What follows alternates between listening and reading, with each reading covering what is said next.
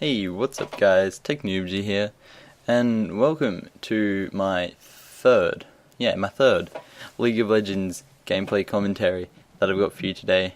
And as promised, I've got an Olaf gameplay, which I did mention in my last Jace gameplay, which you can find on my channel if you guys care to look at that.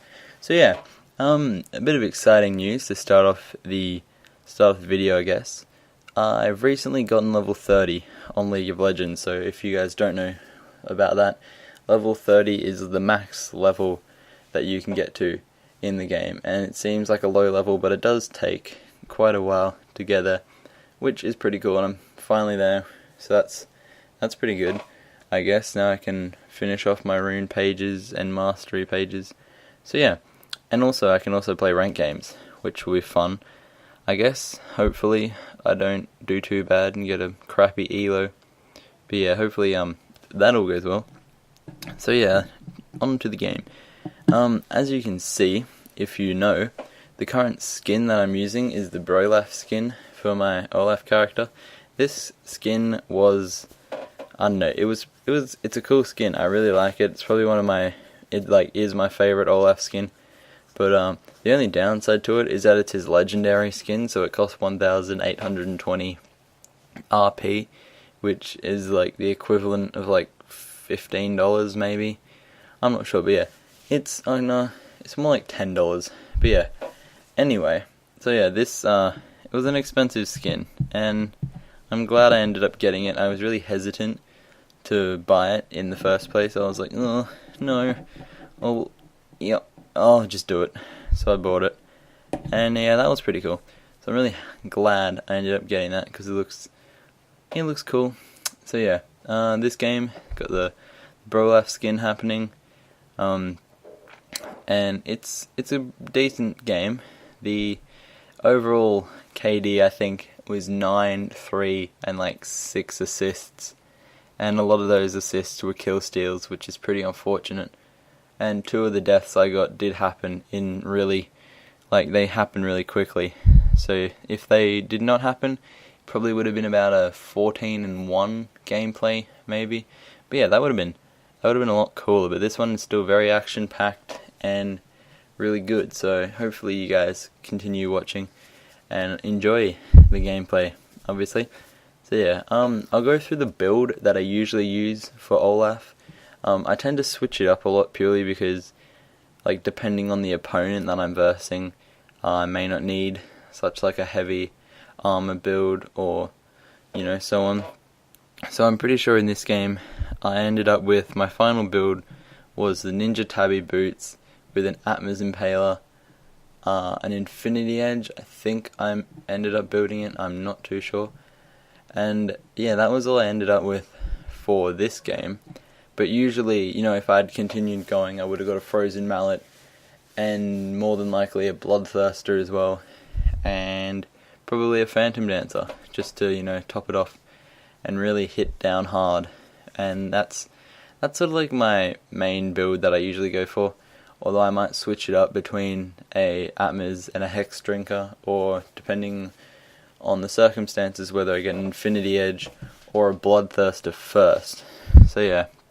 That's really how my Olaf build goes. It's nothing too special. I usually run Flash and Ignite on him as well. I find that this is just like a really effective, because it gives him a lot of attack damage, so his like Q really hits hard. And also the Phantom Dancer really helps as well, I find, because as he gets to low health, his attack speed increases, which is like one of his passive abilities. And with a Phantom Dancer, if he's already got a pretty high attack speed, when he gets down to half health, his like attack speed's like close to 2.5, which is the max attack speed, I'm pretty sure. I think so, it's something like 2.5 or 3. But yeah, so he pretty much pummels when he gets to about half health with this build. And because of the attack damage as well, he just drops them. And all the lifesteal that he gets with his W, and the Bloodthirster also really helps. And he can snowball into, really heavy carry champion where he can just take on about 2 people and doesn't even phase him. But yeah. So if you guys haven't deduced by now, I am playing him in the top position. I find this is like probably his best position. I know he can play bottom. He would never ever play mid, but yeah, he can play bottom. It does work. I've done it before. It's just not that easy, especially if they've got like a ranged character, because he usually gets taken out. He can also play jungle pretty well. I was jungling him the other day, and he was doing really well because his because of his passive, where when his health drops, he attacks faster, and he really can take out those jungle mobs pretty quickly, which is very good. So yeah. Also, this game is not like a pre-made game, so I don't know anyone else in the game, which was a bummer, and that's probably why I got a lot of my kills KS'd as well in those team fights, which I wasn't too happy about, just because that was pretty dog, and I would have done a lot better had I not gotten those assists, and then this gameplay would have looked super duper cool.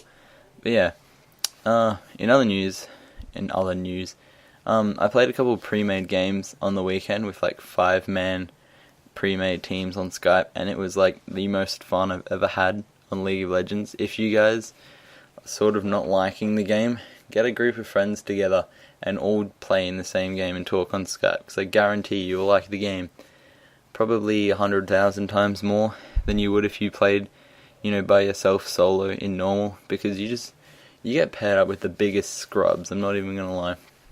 It's horrible, some of the people that you get paired up with, and that just ruins your game especially.